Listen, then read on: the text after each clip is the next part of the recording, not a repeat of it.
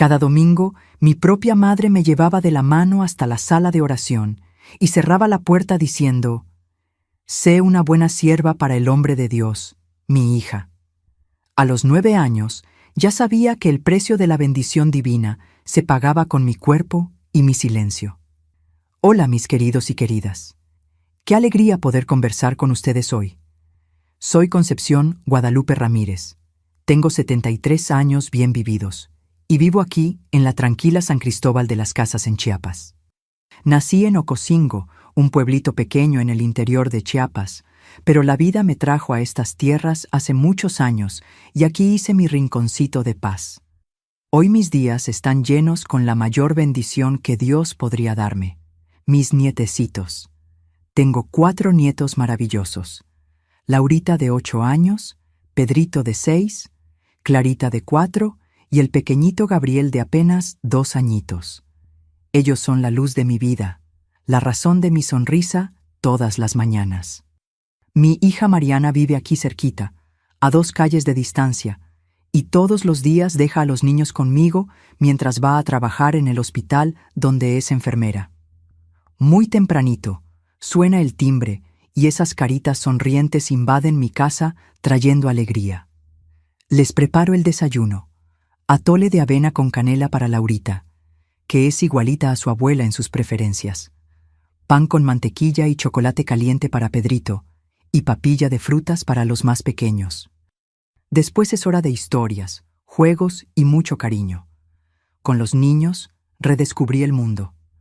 A través de sus ojitos veo la magia en las cosas más simples: una hormiguita cargando una hoja, una mariposa posándose en la flor del jardín, un pajarito haciendo su nido. Le enseñé a Laurita a hacer muñecas de trapo como mi abuela me enseñó a mí.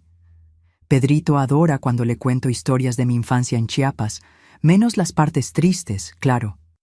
Y los pequeñitos solo quieren abrazos y canciones de cuna que canto con todo el amor del mundo. Cuidar de ellos me ha curado muchas heridas antiguas. Cada abrazo apretado, cada abuelita te quiero, dicho con esa sinceridad que solo los niños tienen, es una medicina para el alma. Ver cómo crecen amados, protegidos, respetados en su inocencia, me da una paz que no puedo explicar con palabras.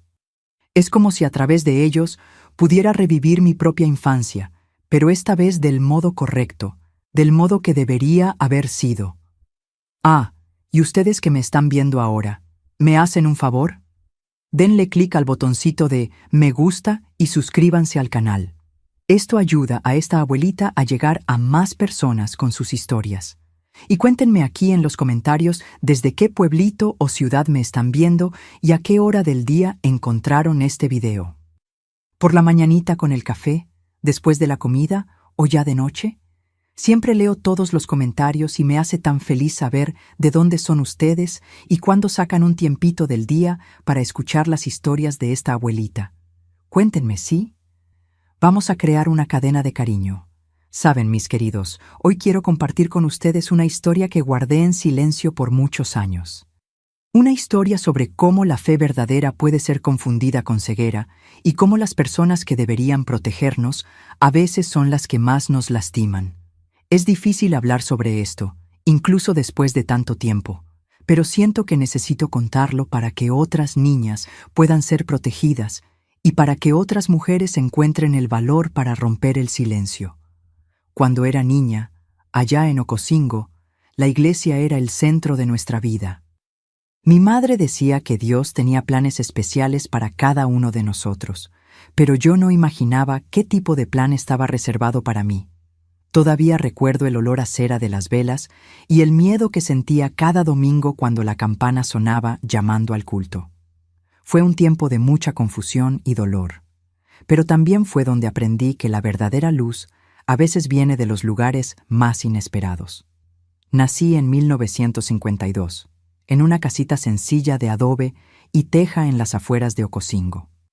Nuestra casa quedaba un poquito alejada del centro, con un patio donde mi madre, Dolores Ramírez, plantaba de todo un poco para ayudar en la alimentación de la familia. Mi padre, Juvenal Ramírez, trabajaba como carpintero, haciendo muebles y arreglando lo que se necesitara en las casas de los alrededores. Era un hombre callado, de pocas palabras, que salía muy temprano y volvía cuando el sol ya se había puesto. Teníamos una vida simple, pero nunca nos faltó la comida. Éramos 4 hermanos. Yo, la más pequeña de la familia, tenía a Augusto, que era el mayor, con 8 años más que yo. Después venía Efigenia, que era 6 años mayor, y Tarcisio, que me precedía en 3 años. Como la más pequeña, siempre fui muy consentida por mis hermanos, que me llamaban Conchita, y me llevaban de arriba abajo en sus juegos. Nuestra casa era sencilla, pero bien arreglada. Tenía 2 cuartos, uno donde dormían mis padres y otro donde nosotros 4 hermanos nos apretábamos en 2 camas. La cocina tenía un fogón de leña que permanecía encendido todo el día y era el lugar más calientito de la casa. La sala era pequeña, con un sofá de palma que mi padre mismo había hecho, y una mesita donde estaba un retrato de la familia, y una Biblia grande de tapa negra que mi madre leía todos los días. Lo que más recuerdo de aquella época era el olor a tierra mojada después de la lluvia, cuando salíamos a jugar descalzos en el lodo. Jugábamos a las escondidas, a la ronda, a saltar la cuerda hecha de ixtle y a las casitas debajo del árbol de tamarindo que estaba en el patio. Mi mejor amiga era Silda, hija de doña Gertrudis, nuestra vecina. Pasábamos horas haciendo muñecas de trapo e inventando historias para ellas. ¿Mi madre? Ah, mi madre. Dolores era su nombre, pero nunca conocí mujer que le diera tanto valor a la alegría, al menos frente a los demás. Dentro de casa era rígida y exigente, principalmente con las cuestiones de fe. Era la primera en llegar a la iglesia y la última en salir. Se sabía la Biblia de memoria y creía que cada palabra allí era para ser seguida al pie de la letra. Desde pequeñita me enseñaron que la iglesia era nuestra segunda casa y que el respeto a los hombres de Dios venía justo después del respeto a los padres.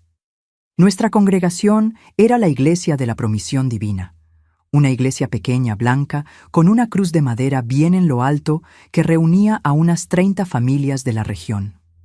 Los cultos sucedían 3 veces por semana, pero el domingo era el día más importante, cuando todos se vestían con sus mejores ropas y pasaban el día entero allí. En Ocosingo, en aquella época, la religión moldeaba todo.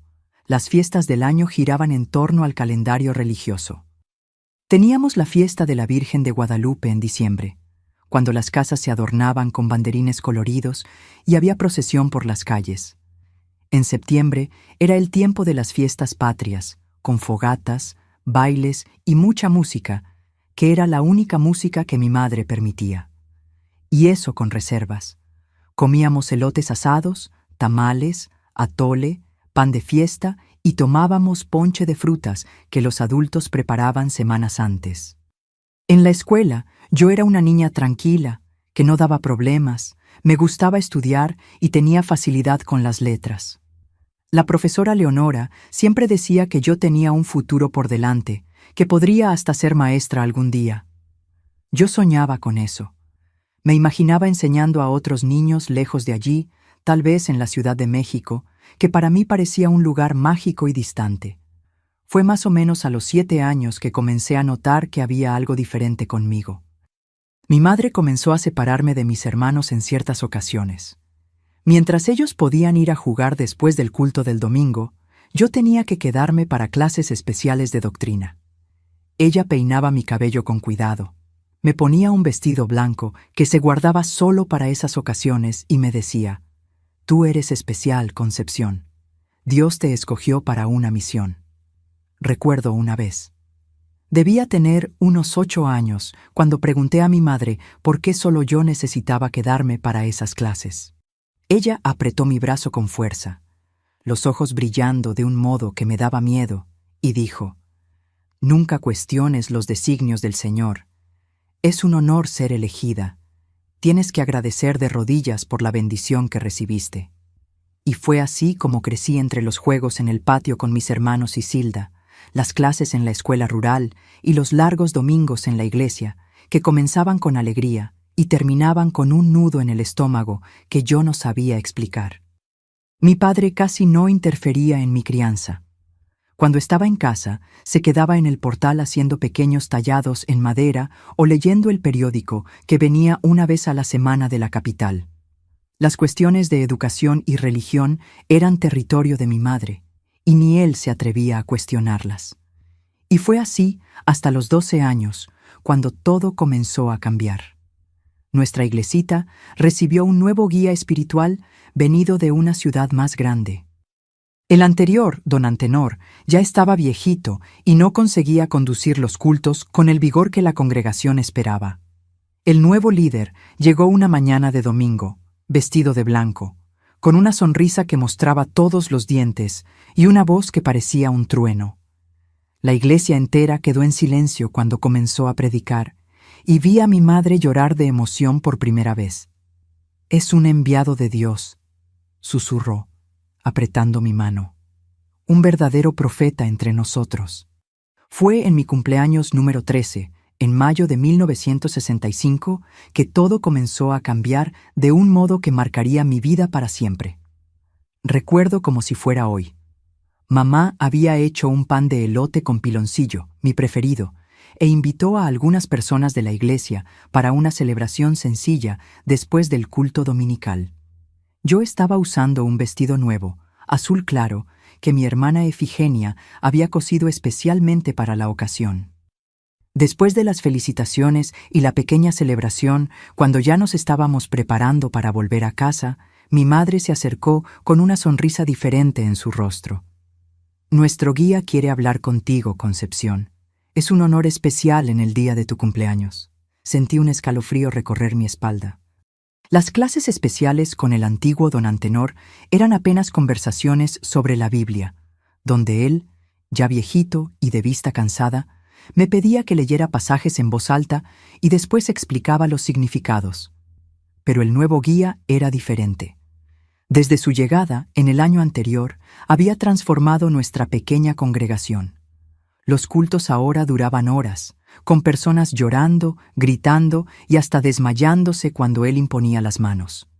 Mi madre lo veneraba de un modo que nunca había visto antes. «Él tiene el don de la profecía», decía ella.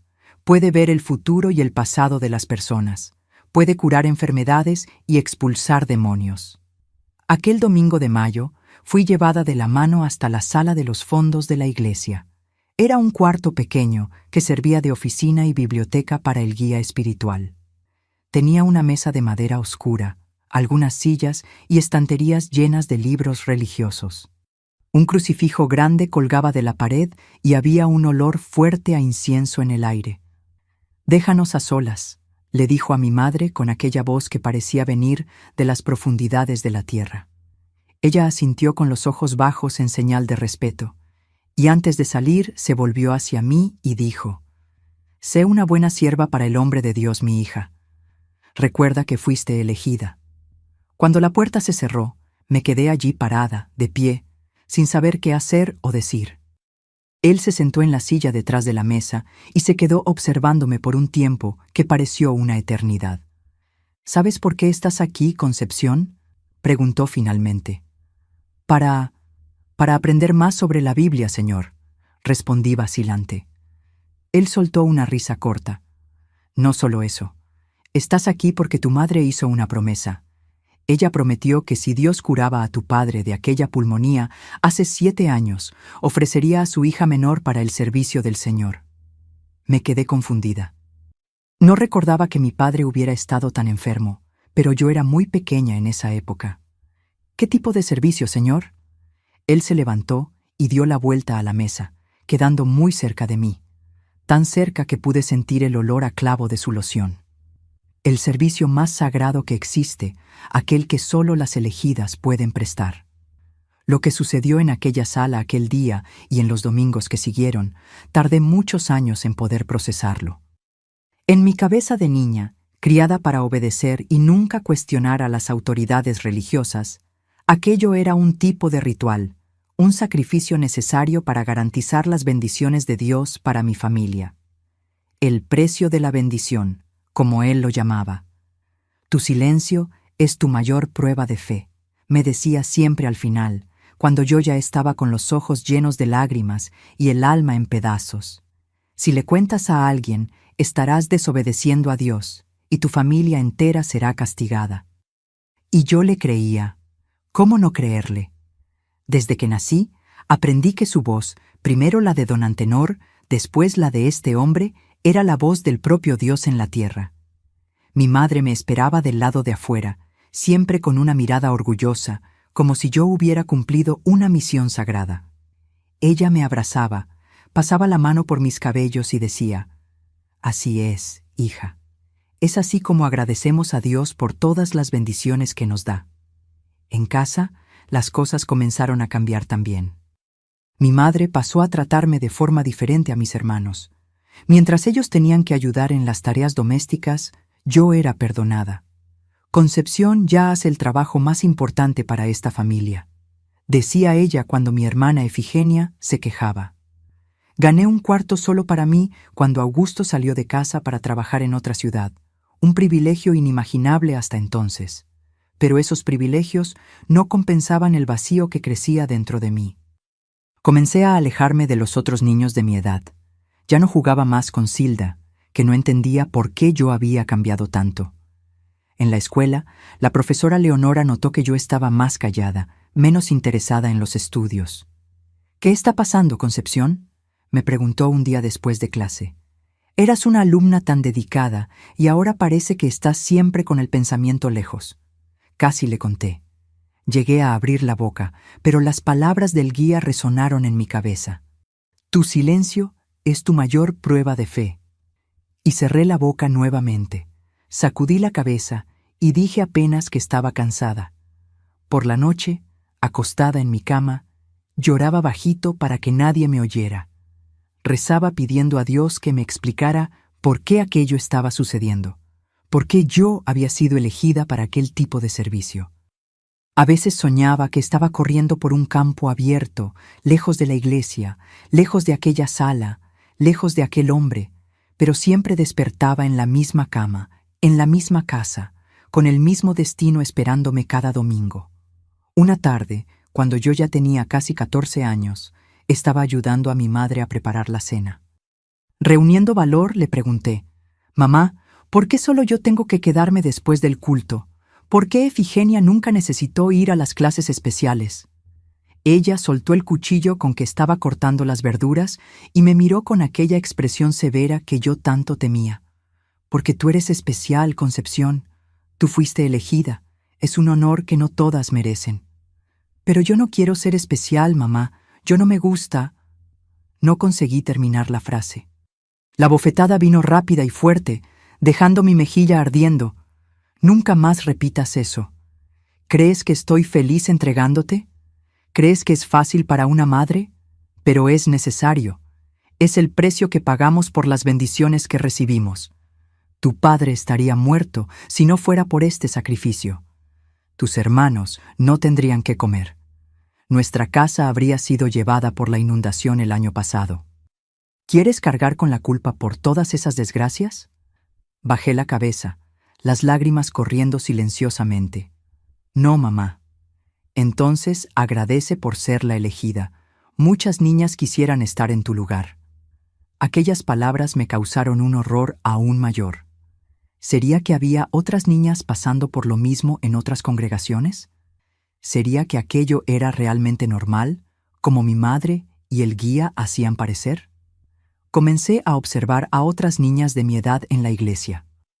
Algunas me miraban con envidia cuando era llamada para quedarme después del culto. Otras desviaban la mirada como si supieran algo que no podían decir. Percibí que la hija de doña Iracema, Clarice, que era un año menor que yo, estaba comenzando a recibir atención especial del guía también. Él la llamaba para ayudar a organizar los himnarios o para quedarse después del culto para clases de doctrina. La misma mirada vacía que yo veía en el espejo todas las mañanas comenzaba a aparecer en los ojos de ella. Un domingo, Cuando salí de la sala de los fondos, encontré a Clarice esperando su turno. Nuestras miradas se cruzaron por un instante, y en aquel momento, sin decir una palabra, supimos que compartíamos el mismo terrible secreto. Quise decir algo, alertarla, salvarla, pero las palabras no salían. El miedo era mayor que cualquier impulso de protección. Fue en aquel mismo día que algo cambió dentro de mí. No fue una gran revelación, ni un momento de repentino valor. Fue apenas una pequeña semilla de duda que comenzó a germinar. ¿Y si aquello no fuera la voluntad de Dios? ¿Y si el guía estuviera usando el nombre del Señor en vano? ¿Y si mi madre estuviera equivocada, ciega por una devoción distorsionada? Esas preguntas comenzaron a ocupar mis pensamientos día y noche. Comencé a prestar más atención en los sermones buscando contradicciones.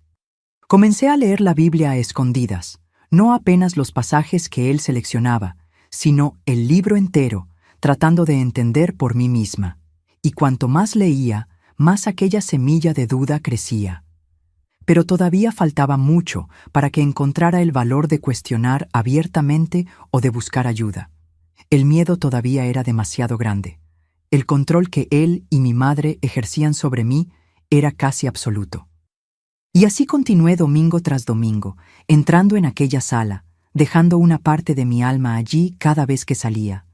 La única cosa que me mantenía de pie era la idea de que un día, cuando fuera mayor, podría salir de aquella ciudad, de aquella iglesia, de aquella vida.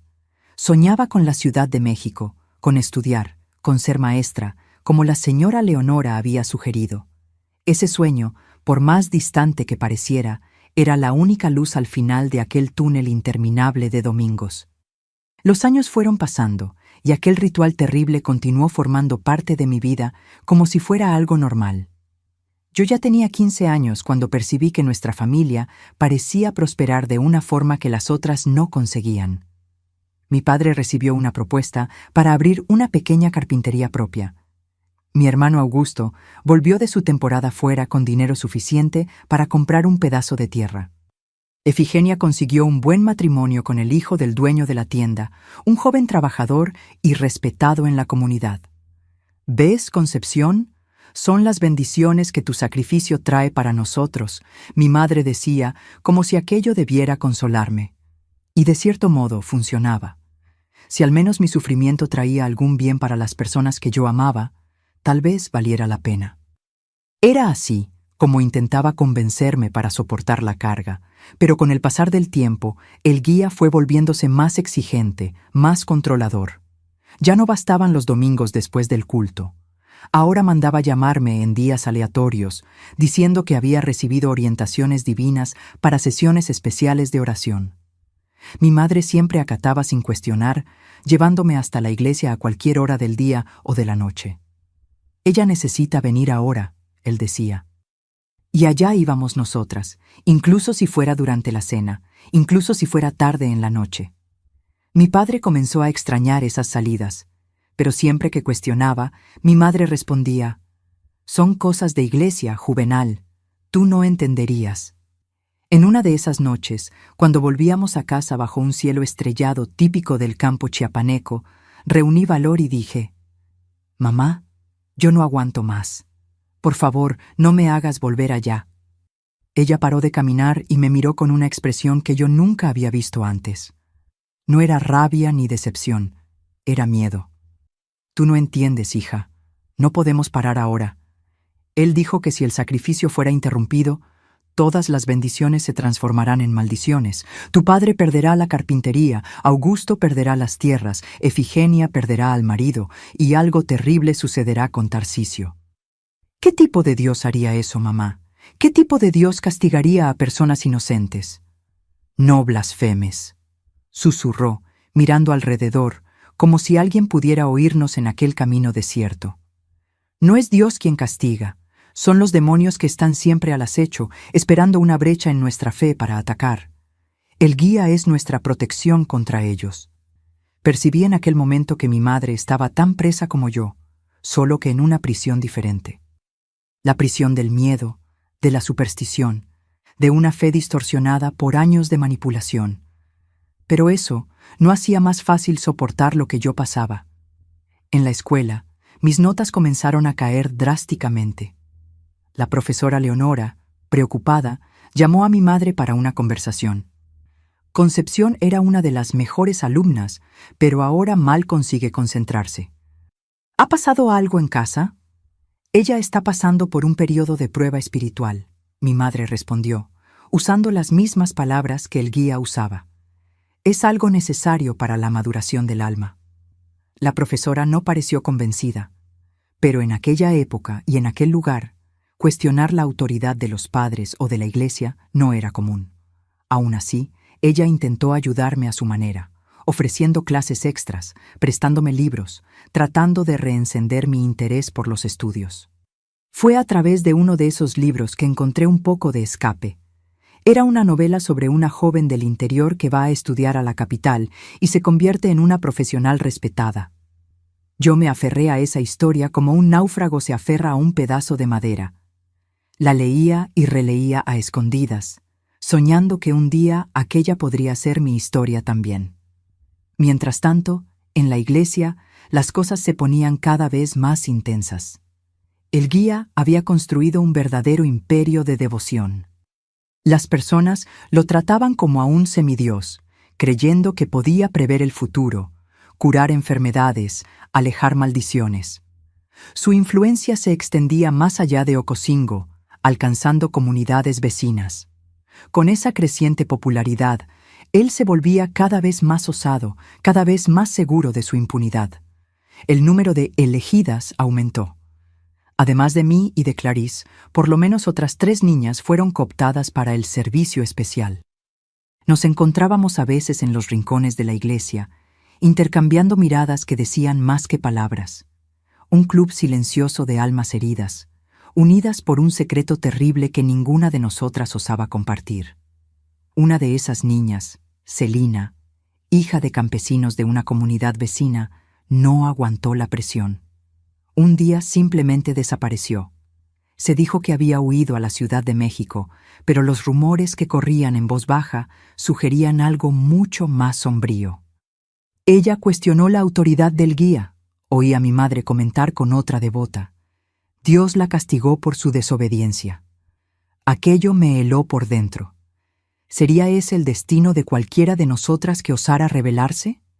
Desaparecer sin dejar rastro, convertirse en un ejemplo, una leyenda para asustar a las otras. El miedo me consumía, pero paradójicamente también comenzaba a dar lugar a una rabia sorda, una indignación que crecía con cada domingo, con cada sesión en aquella sala de los fondos. Comencé a fantasear con fugas, con denuncias, con algún tipo de justicia. Pero, ¿a quién podría hablar? ¿Quién creería en la palabra de una adolescente contra la de un hombre reverenciado por toda la comunidad? Una noche, no aguantando más guardar todo dentro de mí, escribí una carta. No puse nombre ni destinatario. Era apenas un desahogo, un grito silencioso en el papel. Conté todo desde el inicio, desde las primeras clases especiales hasta los rituales que siguieron. Escribí sobre las otras niñas, sobre Celina, que había desaparecido, sobre cómo mi madre entregaba a su propia hija, creyendo que estaba sirviendo a Dios. Después de escribir, no sabía qué hacer con aquella carta. Pensé en enviarla a alguna autoridad en la Ciudad de México, pero no conocía a nadie allá. Pensé en entregarla a la profesora Leonora, pero temía las consecuencias para ella y para mí. Por fin, en un acto de desesperación y valor, coloqué la carta debajo de la puerta de la comisaría de Ocosingo, tarde en la noche, cuando nadie podría verme. Durante días, viví en estado de ansiedad extrema, esperando que algo sucediera, que alguien viniera a investigar, que alguien nos salvara. Pero nada cambió.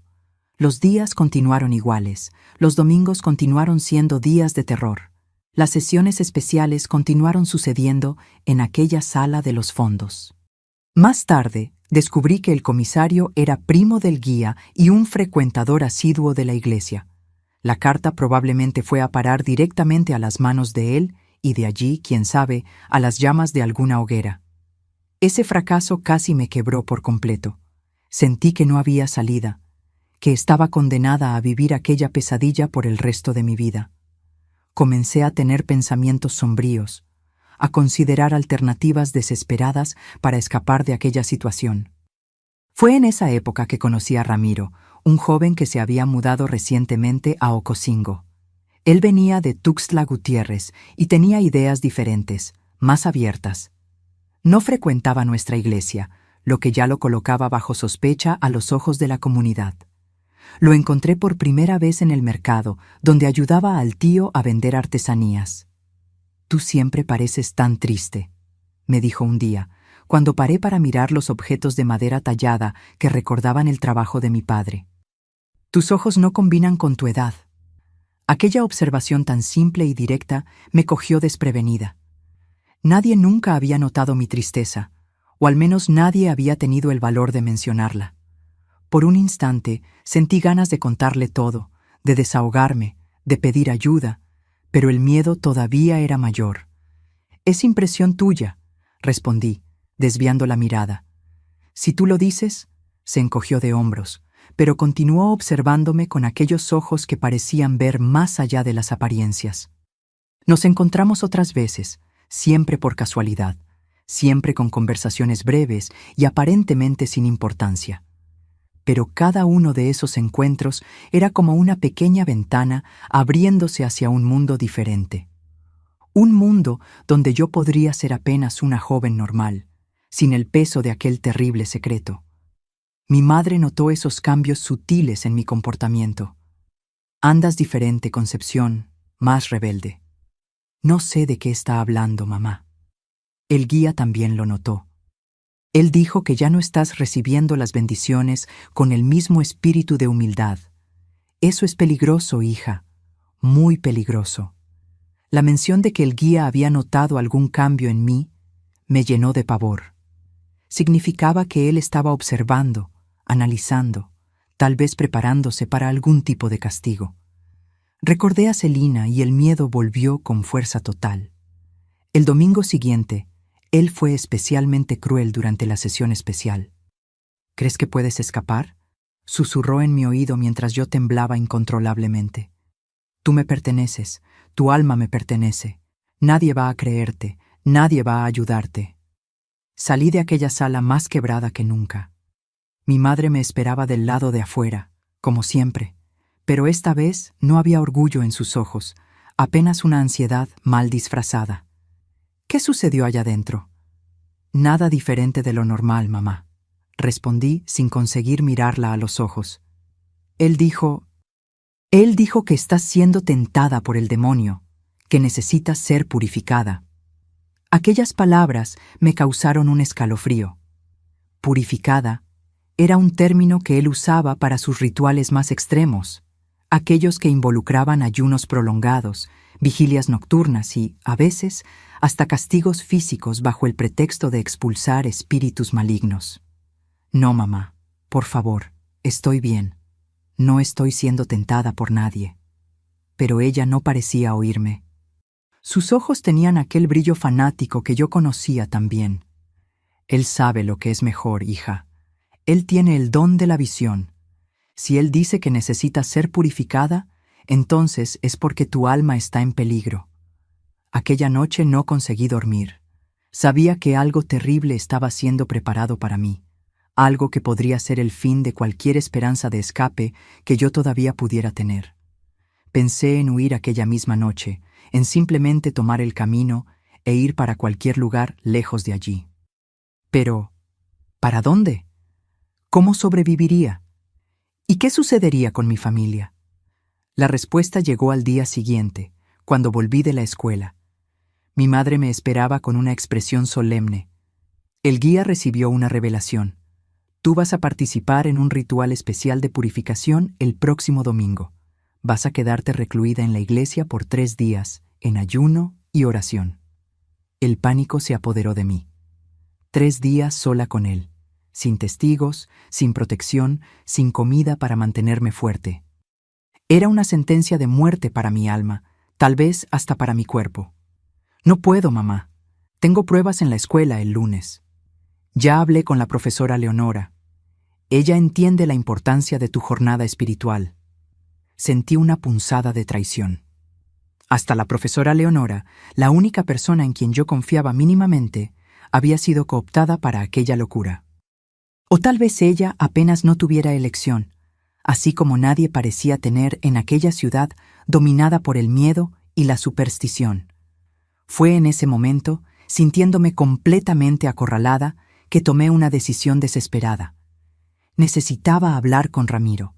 Él era de fuera, tenía ideas diferentes. Tal vez pudiera ayudarme de alguna forma. Era una oportunidad mínima, pero era la única que yo tenía.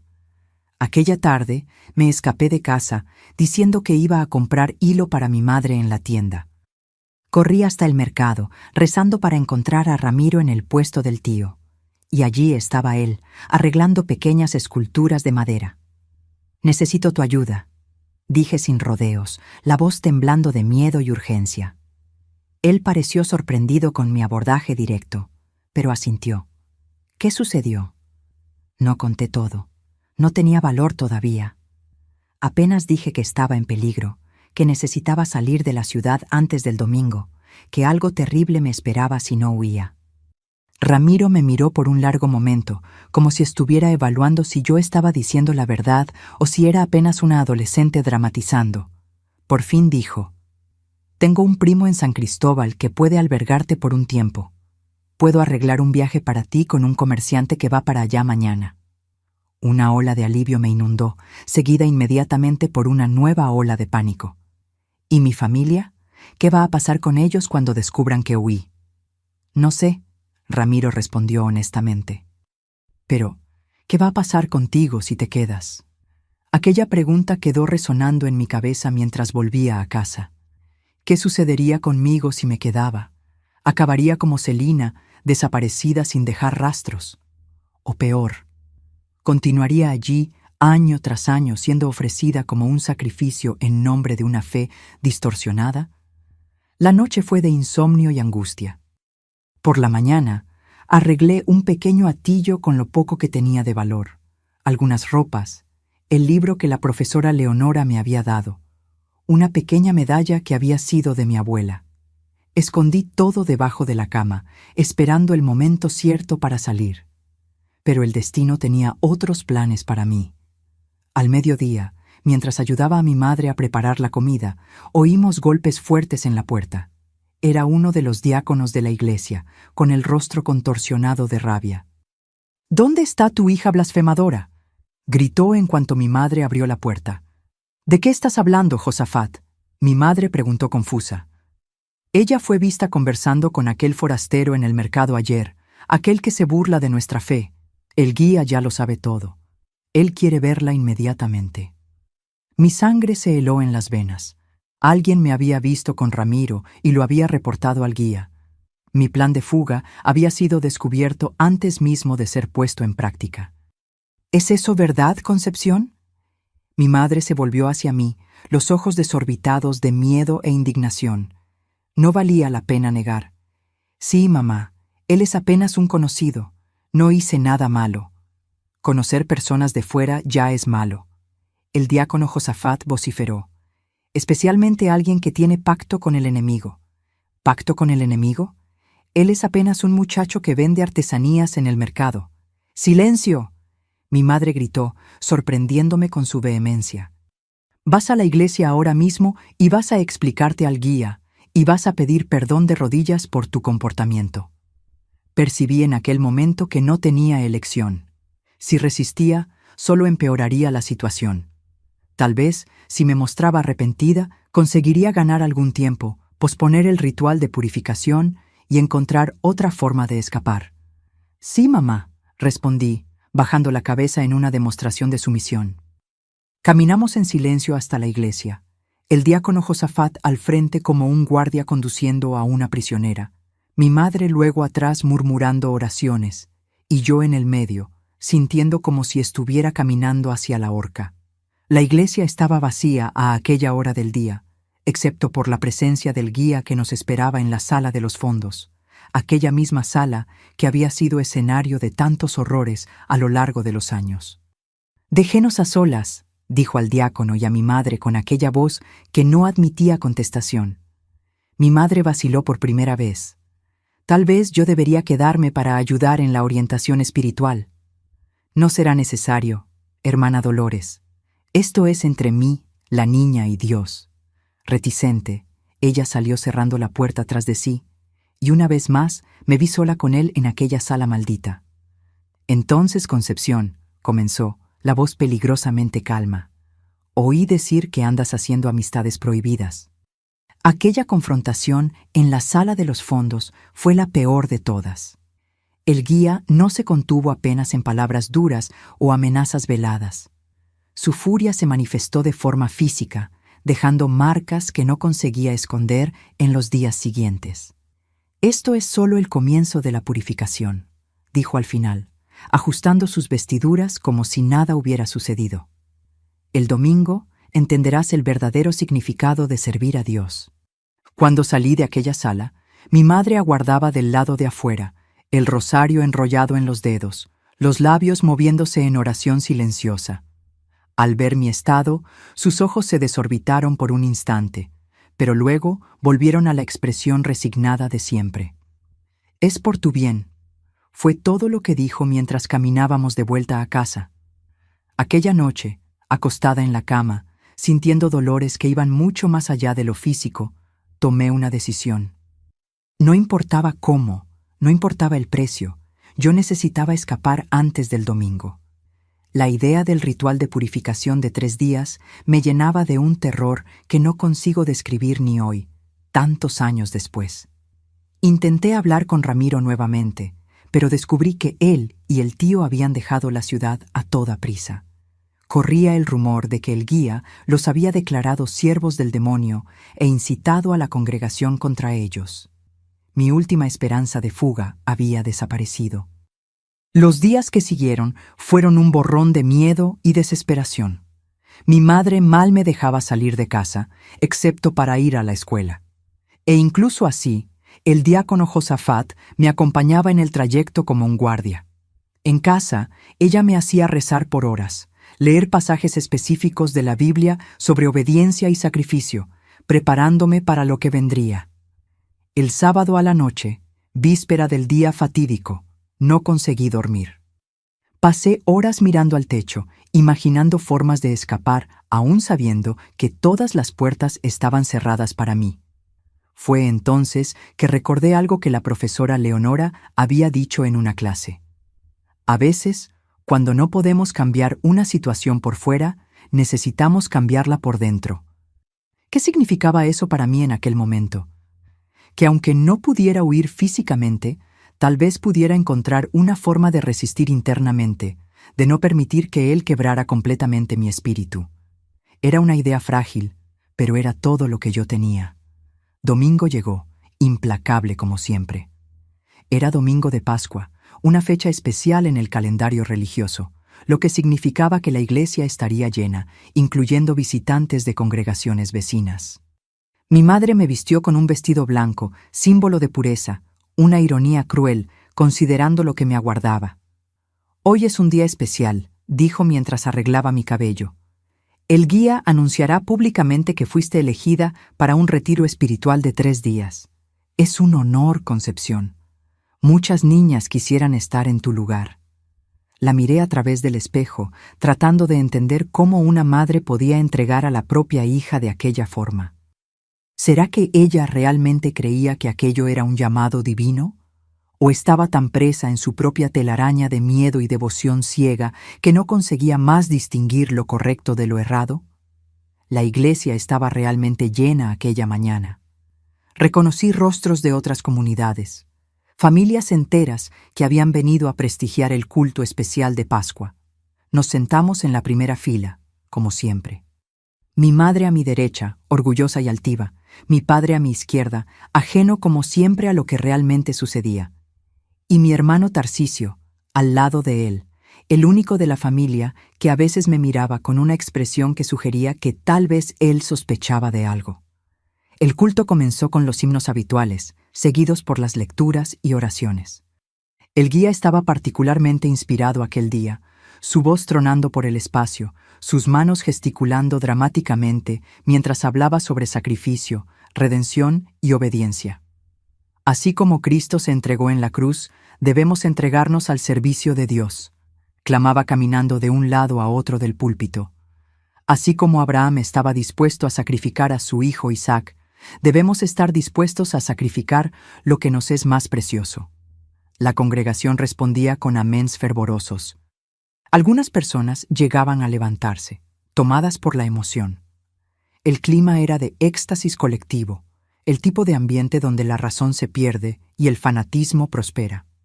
Fue entonces que sucedió.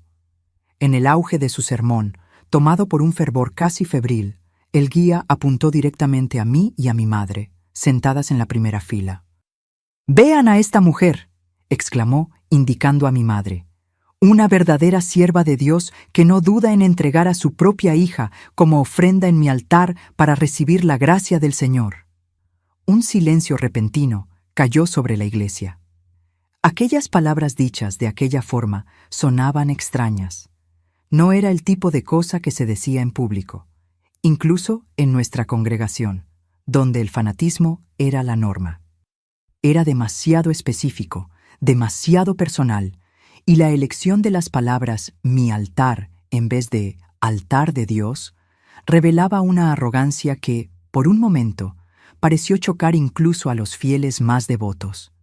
Mi madre bajó la cabeza como si sintiera el peso de las miradas que ahora se volvían hacia nosotras. A mi lado, sentí a mi padre moverse incómodamente en el banco, y yo, por primera vez en años, sentí una pequeña llama de esperanza encenderse dentro de mí. Aquello había sido un desliz, una confesión accidental, y alguien tal vez lo había notado. El guía pareció percibir su error, pues rápidamente cambió de asunto, volviendo al tema de la resurrección, pero el daño ya estaba hecho. Vi a un hombre en la tercera fila, a quien nunca había visto antes, probablemente un visitante de otra congregación, observándome con una expresión que mezclaba curiosidad y preocupación. Al final del culto, mientras las personas se saludaban y conversaban, aquel hombre se acercó a mí cuando mi madre se alejó por un momento para hablar con otras mujeres. «Hola», dijo en voz baja. «Mi nombre es Arlindo, soy de la congregación de Comitán». Asentí sin saber qué decir. Aquello que el pastor dijo sobre tu madre entregándote como ofrenda en el altar de él, ¿qué exactamente quiso decir con eso? Sentí mi corazón acelerarse.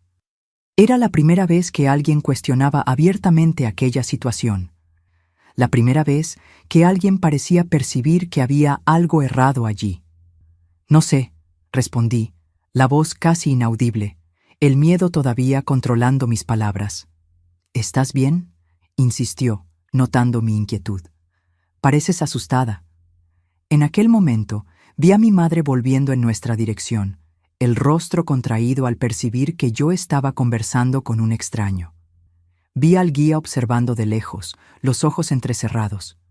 Vi toda mi vida hasta allí, los años de silencio y sufrimiento. Y de repente, como una represa que se rompe después de años conteniendo la presión del agua, las palabras comenzaron a salir. «No estoy bien», susurré apresuradamente. Él hace cosas en la sala de los fondos después de los cultos. Mi madre sabe. Ella me lleva hasta allá. Dice que es un sacrificio necesario. Él lo llama el precio de la bendición. Hoy van a llevarme para un ritual de purificación de 3 días. Tengo miedo de lo que va a suceder». Los ojos de Arlindo se desorbitaron.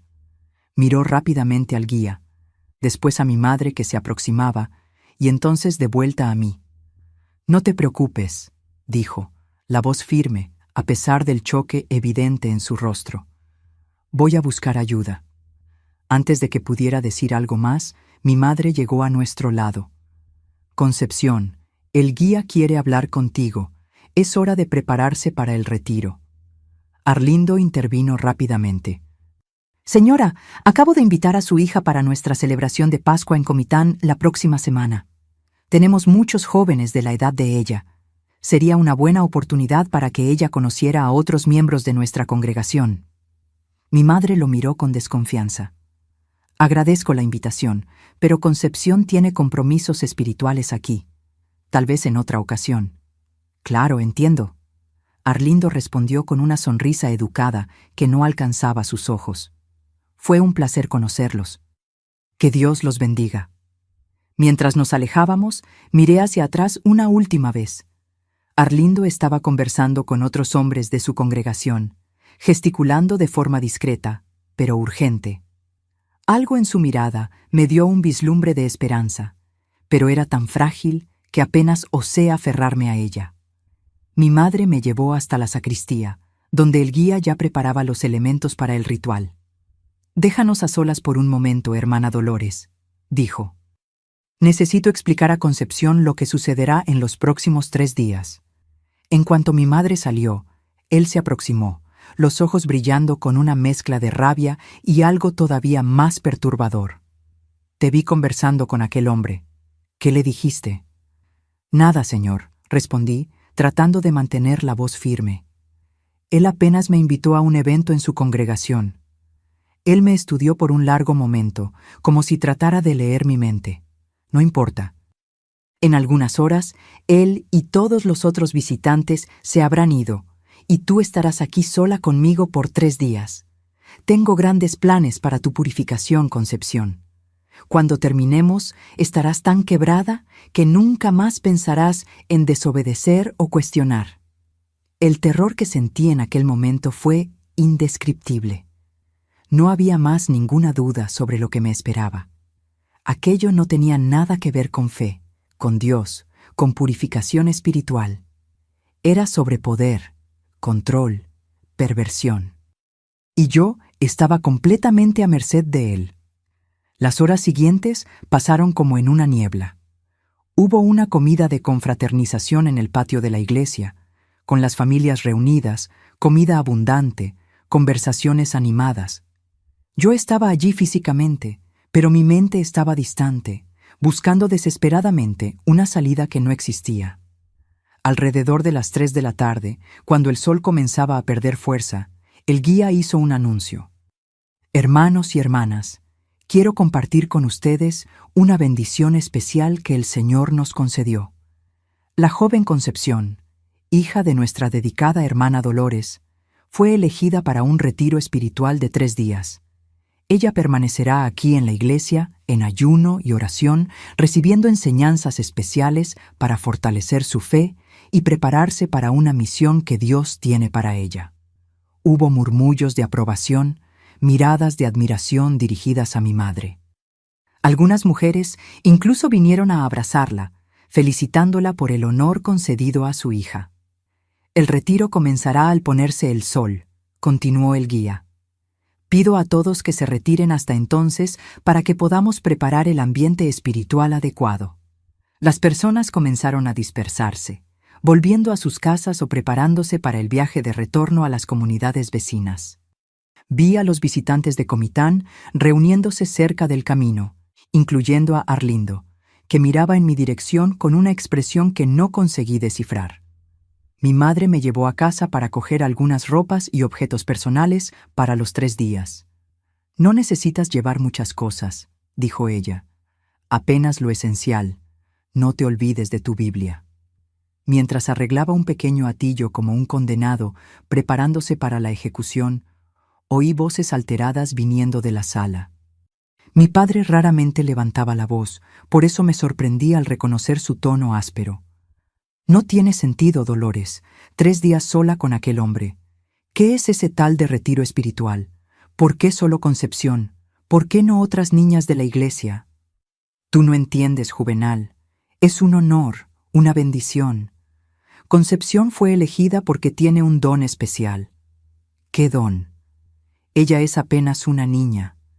Y aquello que él dijo hoy durante el sermón sobre ti, entregando nuestra hija como ofrenda en el altar de él, no sonó bien, Dolores, no sonó nada bien. ¿Estás distorsionando las palabras de él? Él quiso decir altar de Dios, claro. No fue lo que él dijo, y tú lo sabes. Hay algo errado sucediendo en aquella iglesia y no voy a permitir que mi hija se quede allá sola por 3 días. Nunca había oído a mi padre hablar así. Siempre tan callado, tan ausente, de repente estaba cuestionando, dudando, protegiendo. Sentí una ola de gratitud y alivio inundarme. Tal vez todavía hubiera esperanza, pero mi madre no cedió. Si impides que Concepción cumpla su destino, estarás trayendo la desgracia para esta familia. Todo lo que conquistamos en estos años, tu carpintería, las tierras de Augusto, el matrimonio de Efigenia, todo eso se debe al sacrificio de ella. ¿De qué estás hablando, mujer? ¿Qué sacrificio? La promesa, Juvenal, la promesa que hice cuando estabas muriendo de pulmonía. Ofrecí a nuestra hija menor a cambio de tu vida. Y Dios atendió. Él te curó y a cambio, Concepción sirve al Señor del modo que Él determine. Hubo un silencio pesado tras esa revelación.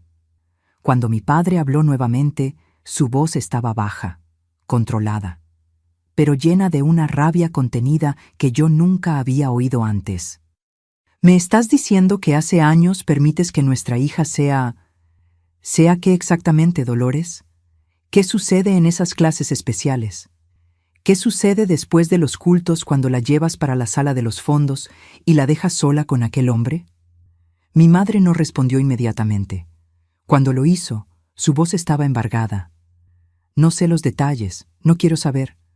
Solo sé que es necesario, que es el precio de la bendición. Dios mío, mujer, ¿qué has hecho? ¿Qué has permitido que le hagan a nuestra hija?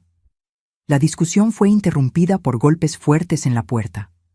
Oí a mi madre atender y enseguida la voz inconfundible del diácono Josafat llenó la sala. El guía mandó buscar a la niña.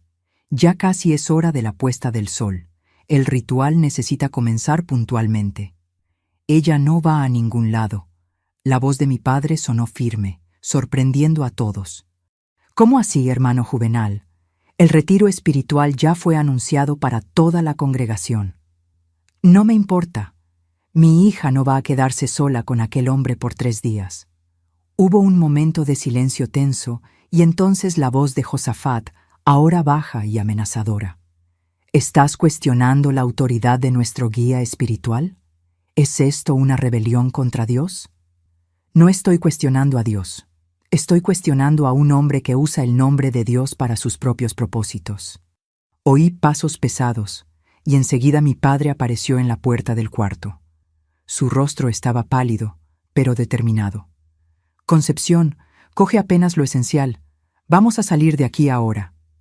¿Para dónde?, pregunté, apenas creyendo lo que estaba sucediendo. Lejos, para la casa de mi hermano en Tuxtla. Él siempre ofreció trabajo en la carpintería de él. Debería haber aceptado hace mucho tiempo. Mi madre apareció detrás de él, el rostro contorsionado entre el miedo y la rabia. No puedes hacer esto, Juvenal. Vas a condenar a toda nuestra familia. La única condenación sería continuar permitiendo lo que está sucediendo, respondió él sin mirarla. Vamos, Concepción, rápido.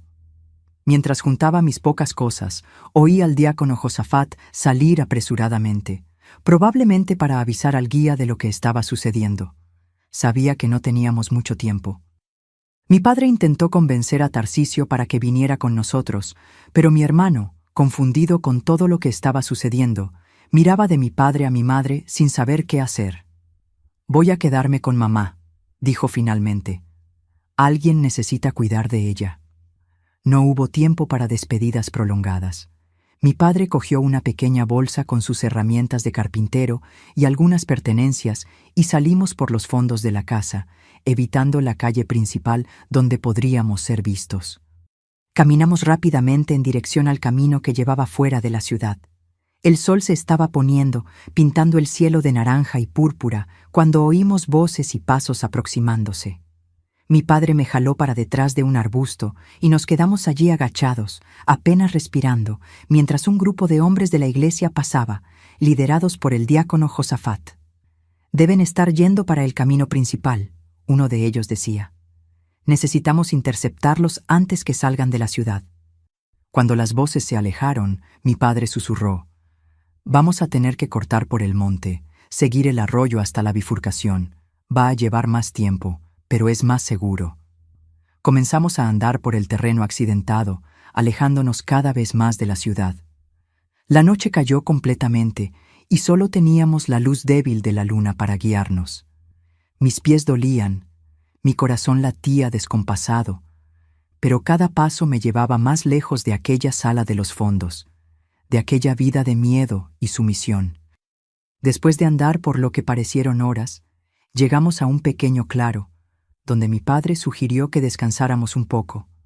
«Creo que los despistamos», dijo, aunque su voz no sonaba muy confiada. Fue entonces que oímos el sonido de motores aproximándose.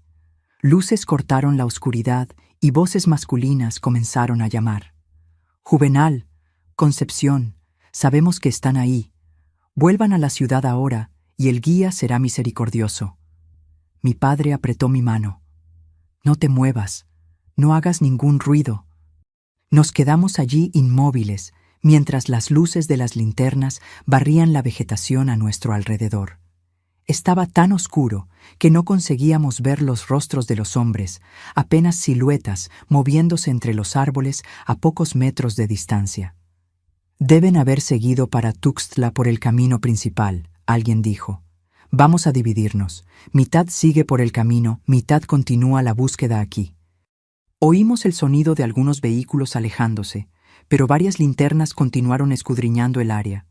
Se estaban aproximando cada vez más a nuestro escondite. Fue en ese momento que oímos otro sonido de motor, diferente de los anteriores, y luces más fuertes iluminaron el camino próximo. Voces nuevas, desconocidas, sonaron en la noche. «Policía de Comitán, ¿quién está ahí?». Un murmullo de confusión se esparció entre los hombres de la iglesia. «Policía, ¿qué están haciendo aquí?». «Recibimos una denuncia grave sobre lo que está sucediendo en la Iglesia de la Promisión Divina. Estamos buscando al líder y a algunas testigos». Reconocí la voz de Arlindo, el hombre que había hablado conmigo tras el culto. «Son ellos, comisario. Los hombres de la iglesia deben estar buscando a la niña y al padre de ella». Hubo un momento de confusión, con gritos y órdenes siendo dadas. Las linternas comenzaron a moverse erráticamente, algunas alejándose rápidamente, otras aproximándose al camino. Mi padre me jaló por la mano. «Es nuestra oportunidad. Vamos». Corrimos en dirección a las luces de los carros de la policía. Cuando nos vieron surgir de la vegetación, algunos policías apuntaron sus armas, pero Arlindo rápidamente gritó: «Son ellos, la niña y el padre, los que estamos tratando de ayudar». Un hombre alto, usando un uniforme oficial, se aproximó a nosotros. «Soy el comisario Gervasio de Comitán. Están a salvo ahora». Fue solo entonces, oyendo aquellas palabras, que percibí que la pesadilla había realmente terminado. Mis piernas flaquearon y habría caído si mi padre no me hubiera sostenido firmemente. «¿Qué sucede ahora?», mi padre preguntó, la voz trémula de cansancio y alivio. «¿Ahora?», dijo el comisario. «Vamos a volver a Ocosingo y arrestar a un falso profeta». El retorno a Ocosingo fue muy diferente de nuestra fuga desesperada. Ahora estábamos protegidos por coches de la policía, con el comisario Gervasio al frente y Arlindo a nuestro lado, explicando cómo todo había sucedido. Cuando oí lo que el guía dijo durante el sermón, me pareció extraño, contó Arlindo mientras viajábamos por el camino oscuro. «Pero fue tu reacción, niña, lo que me dejó alerta. Después, cuando conversamos y me contaste sobre las sesiones especiales y el ritual de purificación, percibí que algo muy grave estaba sucediendo». Arlindo explicó que, al retornar a Comitán con su congregación, fue directo a hablar con el comisario Gervasio, que era su cuñado. Le conté mis sospechas y él decidió investigar inmediatamente. «Ya habíamos oído rumores sobre esta iglesia», el comisario complementó, «pero nunca tuvimos pruebas o testigos dispuestos a hablar. Cuando Arlindo me contó lo que tú habías dicho y lo que él había oído durante el sermón, supe que era hora de actuar». Mi padre, sentado a mi lado en el asiento trasero del carro policial, sostenía mi mano con fuerza. «¿Por qué no me contaste antes, hija?», preguntó, la voz embargada de emoción. «Tenía miedo, papá», respondí finalmente, dejando que las lágrimas corrieran libremente. Miedo de lo que podría suceder con la familia. Él decía que si yo contaba, todos serían castigados. Y mamá siempre decía que era necesario, que era el precio de la bendición. Él sacudió la cabeza, los ojos brillando de lágrimas contenidas. Nunca me perdonaré por no haberlo percibido antes, por haber sido tan ausente, tan ciego. Cuando llegamos a Ocosingo, ya era casi medianoche. La ciudad estaba silenciosa, excepto por el área alrededor de la iglesia, donde varias personas se aglomeraban, atraídas por el movimiento inusual de coches de la policía. El comisario Gervasio pidió que nos quedáramos en el coche mientras él y sus hombres entraban en la iglesia. Desde fuera podíamos oír voces alteradas, protestas y entonces el sonido inconfundible de esposas siendo cerradas. Minutos después, vimos al guía siendo traído fuera, esposado, escoltado por 2 policías. Su rostro, generalmente tan sereno y controlado, ahora estaba contorsionado de rabia. Cuando nos vio en el coche, sus ojos se fijaron en mí con una intensidad que me hizo encogerme involuntariamente. «Te vas a arrepentir de esto, Concepción», gritó mientras era empujado dentro de una patrulla. «Dios va a castigar tu desobediencia». Pero sus amenazas ya no tenían el mismo poder sobre mí. Allí, protegida por la presencia de mi padre y de las autoridades, conseguí finalmente ver a aquel hombre por lo que realmente era. No un enviado de Dios, sino un predador que usaba la fe para manipular y abusar. La noche fue larga. Fuimos llevados a la comisaría de Ocosingo, donde prestamos declaraciones detalladas. Fue la primera vez que conté todo desde el inicio, sin miedo a represalias. El comisario Gervasio y una policía femenina me escuchaban con atención y respeto, sin juzgar. «Eres muy valiente, Concepción», dijo la policía, cuyo nombre era Nayeli, al final de mi relato. «Tu testimonio va a ayudar a proteger a otras niñas». Fue entonces que supe que yo no era la única en haber hablado. Clarís, la hija de doña Iracema, también había sido traída a la comisaría y estaba contando su historia. Y para mi sorpresa, otras 2 mujeres jóvenes, que ya no vivían más en Ocosingo, habían sido localizadas y habían concordado en testificar. «Estamos buscando a Celina también», informó el comisario. «La niña que desapareció. Tenemos razones para creer que puede estar viva, escondida en algún lugar». La noticia me dio una esperanza que no sentía hacía mucho tiempo. Tal vez Celina estuviera bien. Tal vez ella también pudiera ser rescatada, así como yo. Cuando el día amaneció, la noticia ya se había esparcido por todo Ocosingo y alrededores. El arresto del guía, las acusaciones contra él, todo estaba en boca del pueblo. La reacción de la comunidad fue mixta. Algunos, especialmente los más fanáticos seguidores, se negaban a creer en las acusaciones, llamando a todo persecución religiosa. Otros, principalmente padres de niñas jóvenes, comenzaban a cuestionar, a hacer preguntas que deberían haber hecho hacía mucho tiempo. Mi madre fue una de las que se negaron a creer.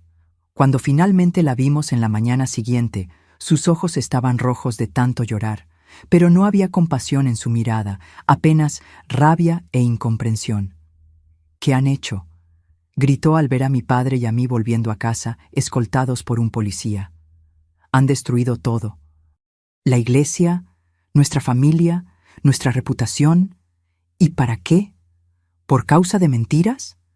«No son mentiras, mamá», respondí, encontrando en mí una fuerza que no sabía que tenía.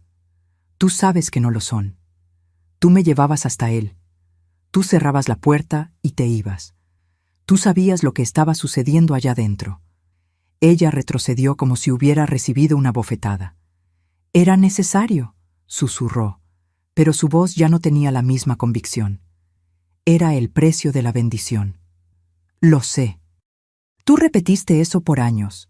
Pero, ¿qué tipo de bendición se construye sobre el sufrimiento de una niña, mamá? ¿Qué tipo de Dios exigiría eso?». Ella no respondió, apenas se alejó, entrando en la casa y cerrando la puerta del cuarto. Se quedaría allí por días, negándose a salir, negándose a hablar con nosotros, negándose a aceptar la realidad de lo que había permitido que sucediera. Los días que siguieron fueron un torbellino. Hubo declaraciones, investigaciones, exámenes médicos. Descubrimos que el verdadero nombre del guía era Ezequiel Matoso y que tenía un historial de acusaciones similares en otras ciudades, de donde siempre salía antes que las autoridades pudieran actuar. Ocosingo había sido apenas la más reciente en una larga lista de comunidades que él había explotado. La policía encontró en su casa diarios detallados donde registraba sus conquistas, sus técnicas de manipulación, sus planes para futuras víctimas. Entre ellas había anotaciones sobre mi hermana, Efigenia, de años atrás, y más recientemente sobre otras niñas de la congregación. El horror de aquellos descubrimientos chocó incluso a los más escépticos. Y entonces, cerca de una semana después de su arresto, vino la noticia que yo más esperaba. Celina había sido encontrada. Estaba viva, viviendo con una tía en una ciudad pequeña, cerca de Tapachula.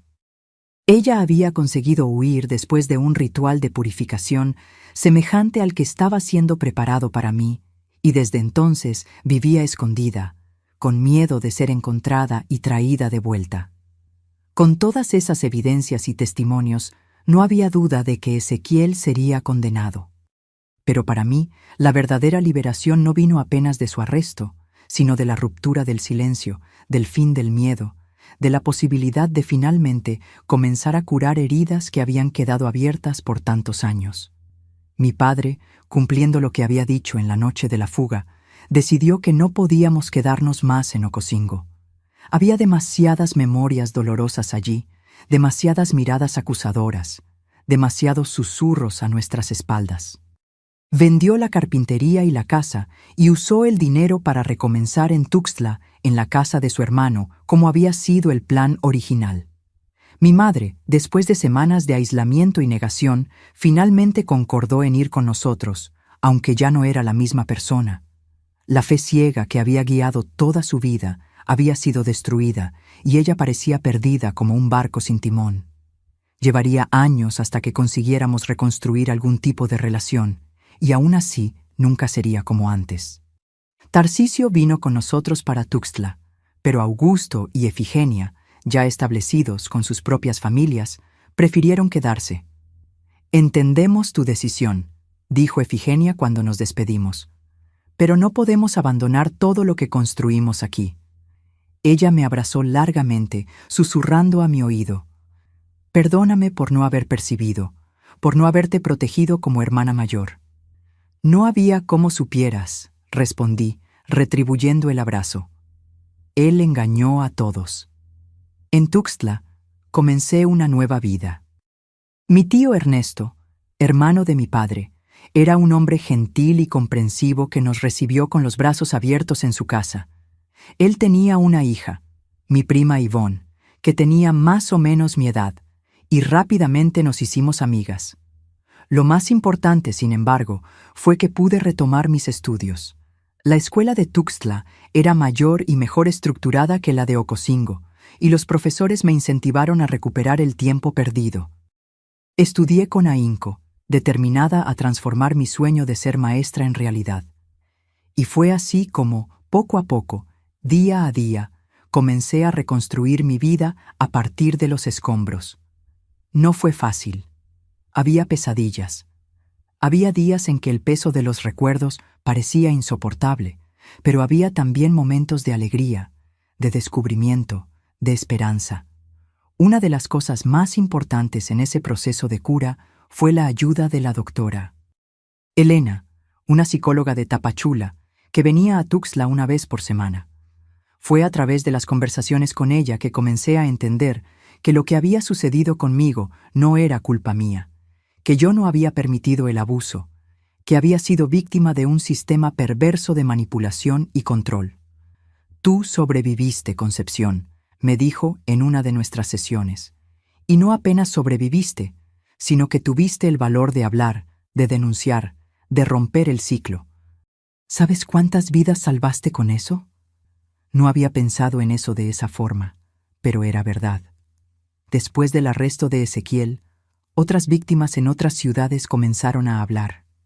Un verdadero esquema de abuso institucionalizado salió a la luz, involucrando no apenas a él, sino a otros líderes religiosos que usaban la misma táctica. Fue como si una represa se hubiera roto y todas aquellas historias que habían sido silenciadas por años finalmente pudieran ser oídas. Cuando cumplí 18 años en 1970, recibí una carta de Arlindo, el hombre que había sido instrumental en mi rescate.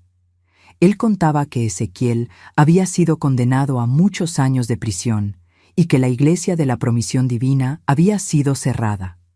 En su lugar, una nueva congregación había surgido, liderada por personas comprometidas con una fe genuina, basada en el amor y en el respeto, no en el miedo y la manipulación. «Tu testimonio cambió muchas vidas, Concepción», escribió él, incluyendo la mía. Después de todo lo que sucedió, decidí estudiar teología para entender mejor cómo la religión puede ser usada tanto para el bien como para el mal. Hoy soy pastor de una pequeña iglesia en Comitán, donde tratamos de practicar una fe que libera, no que aprisiona. La carta me emocionó profundamente. Era un recordatorio de que incluso de las experiencias más dolorosas pueden surgir transformaciones positivas. Y fue ese pensamiento el que me guió en los años que siguieron, mientras continuaba mi jornada de cura y descubrimiento. Hoy, a los 73 años, miro hacia atrás y veo que la vida me dio mucho más de lo que jamás podría esperar en aquellos días sombríos en Ocosingo. El camino no fue fácil, tuvo muchas curvas y obstáculos, pero cada paso me trajo hasta aquí, hasta esta casa acogedora en San Cristóbal, donde vivo rodeada por el amor de mi familia y principalmente de mis nietecitos. Después de terminar mis estudios en Tuxtla, conseguí realizar mi sueño de convertirme en maestra. Hice el curso normal en Tapachula, viajando todos los días en un autobús antiguo que se bamboleaba por caminos de tierra. Fue un periodo de mucho esfuerzo, pero también de mucha satisfacción. Cada libro que leía, cada conocimiento que adquiría, era como un ladrillo en la construcción de mi nueva vida. En 1974, con mi diploma en manos, comencé a enseñar en la Escuela Municipal de Tuxtla. Era una escuelita simple, con salas pequeñas y pocos recursos, pero para mí era un palacio. Cada niño que entraba en mi sala de clases era una oportunidad de hacer diferencia, de proteger, de enseñar no apenas letras y números, sino valores de respeto y dignidad. Fue en la escuela que conocí a Antonio, que trabajaba como secretario de la Dirección Regional de Educación. Él venía de vez en cuando a hacer visitas y siempre paraba para conversar conmigo sobre métodos de enseñanza, sobre libros, sobre el futuro de la educación. Era un hombre gentil, respetuoso, que me escuchaba con genuino interés. Algo raro para la época. Nuestro noviazgo fue lento, cauteloso, principalmente de mi parte.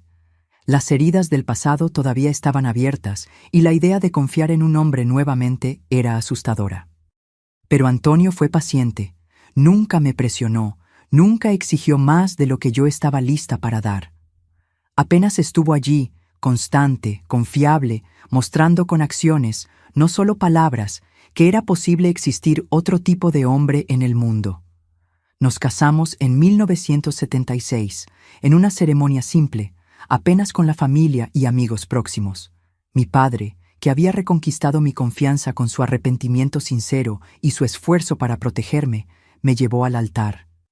Mi madre también estaba allí, aunque todavía fuera una sombra de la mujer que había sido. Después del escándalo en la iglesia, ella nunca más frecuentó ninguna congregación, pero poco a poco fue encontrando una forma más personal y saludable de conectarse con su espiritualidad. Antonio recibió una propuesta para trabajar en la Secretaría de Educación de San Cristóbal de las Casas, poco después de nuestro matrimonio. Fue una decisión difícil, dejar a la familia, el confort de lo conocido para recomenzar en un lugar tan distante. Pero tal vez fuera exactamente lo que necesitábamos, un lugar nuevo, sin memorias dolorosas, sin miradas que conocieran nuestra historia.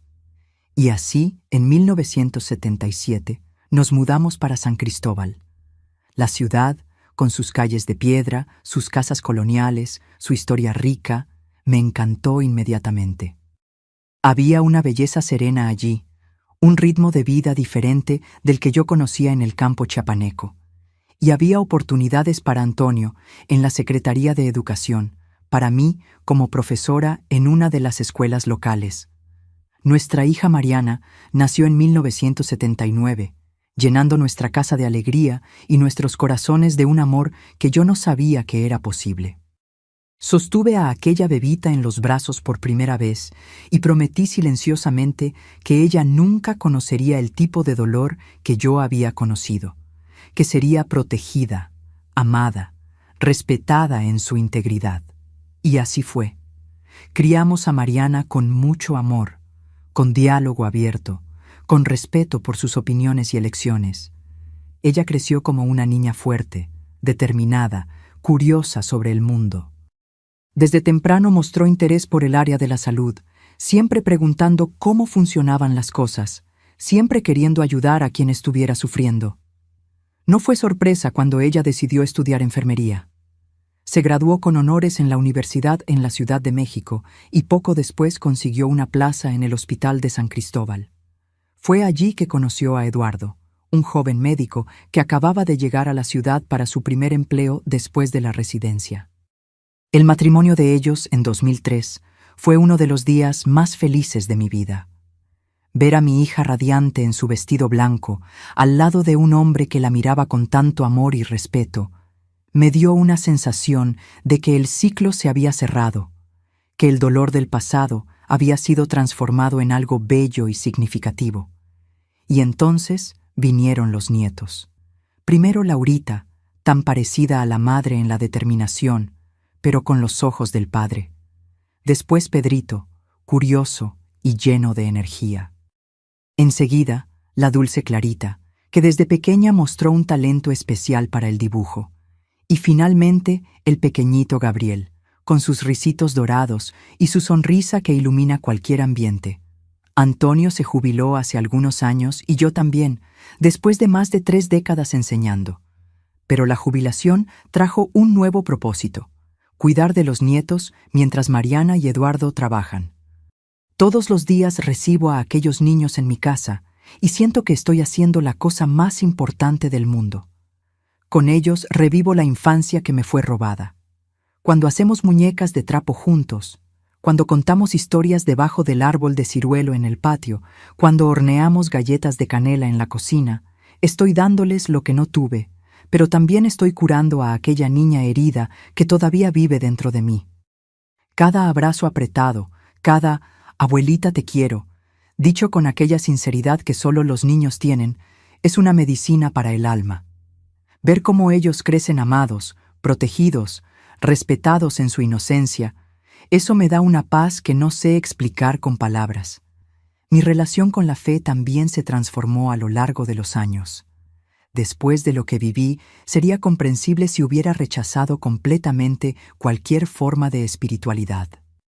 Pero poco a poco, encontré mi propio camino, no a través de iglesias o líderes, sino en la conexión directa con algo mayor que nosotros, en las pequeñas maravillas del día a día, en el amanecer visto desde mi balcón, en la sonrisa de un nieto, en el amor de mi marido. Antonio fue fundamental en esa jornada. Él nunca intentó imponerme sus creencias.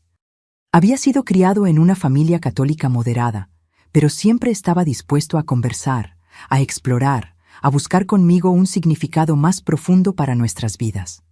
Juntos construimos una espiritualidad basada en el amor, en el respeto, en la gratitud, no en el miedo o en la sumisión ciega. No todo fue perfecto, claro. Hubo momentos difíciles, desafíos que probaron nuestra fuerza. Cuando perdí a mi padre por un cáncer en 1992, sentí como si un pilar importante de mi vida se hubiera derrumbado. Él había sido tan fundamental en mi rescate, en mi reconstrucción. Su ausencia dejó un vacío que nunca fue completamente llenado.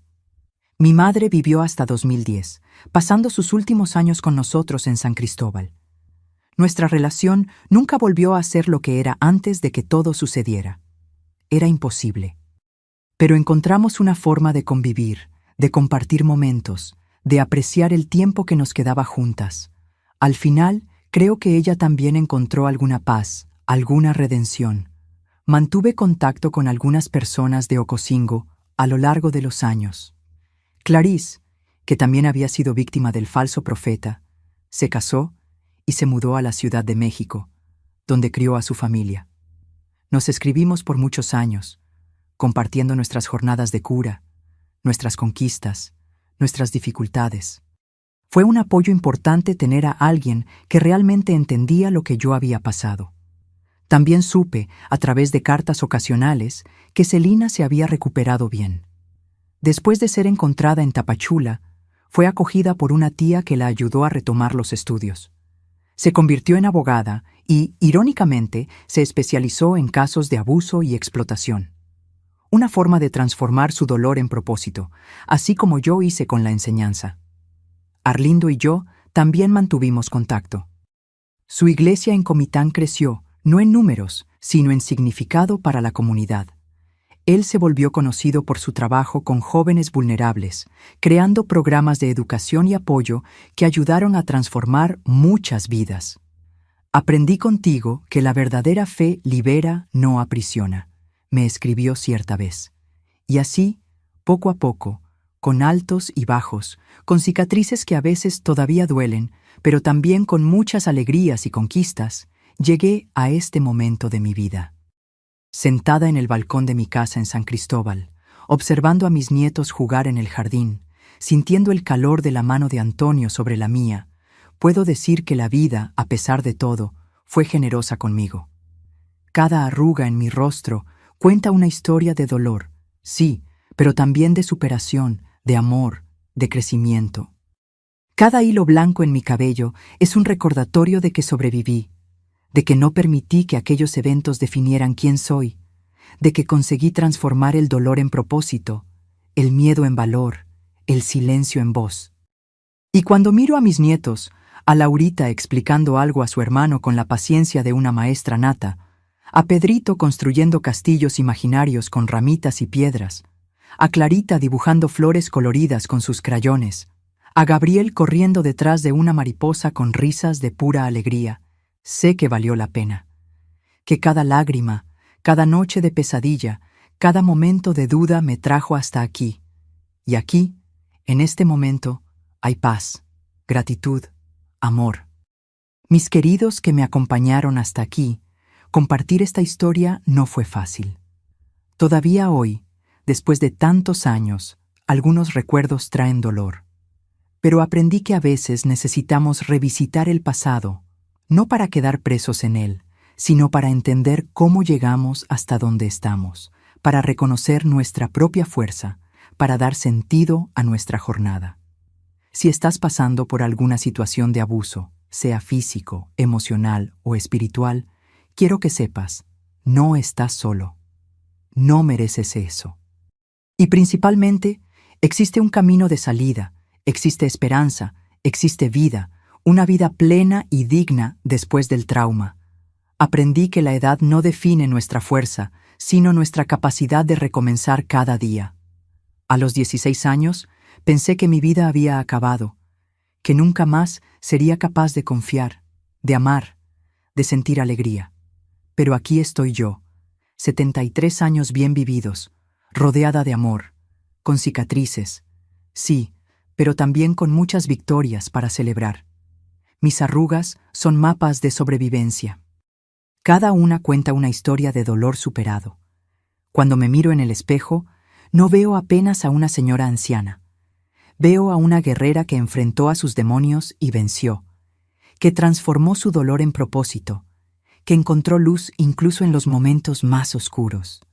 La vida me enseñó que hasta en la oscuridad más profunda, nuestra luz interior nunca se apaga. En los momentos en que pensé que no había salida, cuando el miedo y la vergüenza me paralizaban, había siempre una pequeña llama de esperanza que se negaba a morir. Fue esa llama la que me sostuvo, la que me dio fuerzas para dar el primer paso en dirección a la libertad. Nunca permití que mi dignidad fuera robada, incluso cuando trataron de llevarse todo de mí. Ellos podían controlar mi cuerpo por un tiempo, podían manipular mi mente, podían aislarme de los otros, pero había algo dentro de mí, una esencia, una identidad profunda que permaneció intocada, que resistió, que sobrevivió. Descubrí que somos más fuertes de lo que imaginamos, especialmente cuando pensamos que no aguantamos más. ¿Cuántas veces pensé que no sobreviviría a un domingo más, a una sesión especial más, pero sobreviví? Y no apenas sobreviví. Encontré fuerzas para denunciar, para recomenzar, para construir una vida nueva. El tiempo no cura todas las heridas, pero nos enseña a vivir con ellas, y aún así sonreír. Algunas marcas permanecen en las pesadillas ocasionales, en los momentos de inseguridad repentina, en los disparadores que surgen cuando menos esperamos. Pero aprendemos a convivir con esas cicatrices, a reconocerlas como parte de nuestra historia, no como definidoras de nuestro futuro. Mi historia no es sobre lo que me hicieron, sino sobre cómo elegí responder. Podría haberme hundido en la amargura, en el resentimiento, en el odio, y habría tenido todo el derecho de sentir esas emociones. Ellas son naturales, son parte del proceso. Pero elegí no quedar presa en ellas. Elegí transformar mi dolor en propósito, mi experiencia en sabiduría para ayudar a otros. Aprendí que la verdadera fortaleza no está en nunca caer, sino en levantarse todas las veces. ¿Y cómo caí? Hubo días en que el peso de los recuerdos parecía imposible de cargar, en que cuestioné por qué consumían mi energía. Pero en cada caída encontré fuerzas para levantarme nuevamente, para dar un paso más, por menor que fuera, en dirección a la cura. El abuso deja cicatrices invisibles, pero la recuperación muestra que podemos florecer incluso después de la tempestad. Como maestra, vi a muchos niños con miradas semejantes a la que yo tenía en aquella edad, miradas que escondían secretos dolorosos. Y fue por ellos, tanto como por mí, que decidí romper el silencio, usar mi voz, ser el adulto que yo necesitaba cuando era niña. Si estás en una situación de abuso, quiero que sepas que hay personas dispuestas a ayudar. En cada país existen organizaciones y autoridades preparadas para ofrecer apoyo. No tengas miedo de buscar ayuda, de contar tu historia, de dar el primer paso en dirección a la libertad. Mereces ser protegido, ser oído, ser respetado en tu dignidad. Si conoces a alguien que está pasando por esto, sé el Arlindo de aquella persona, aquel que notó, que preguntó, que se importó lo suficiente para hacer algo. A veces, todo lo que alguien necesita es una mano extendida, un oído atento, alguien que diga, yo creo en ti. Y si ya pasaste por algo semejante y estás en proceso de cura, debes saber que no estás solo en esa jornada. Cada persona tiene su propio ritmo, su propio camino. No te cobres por no estar superando lo suficientemente rápido.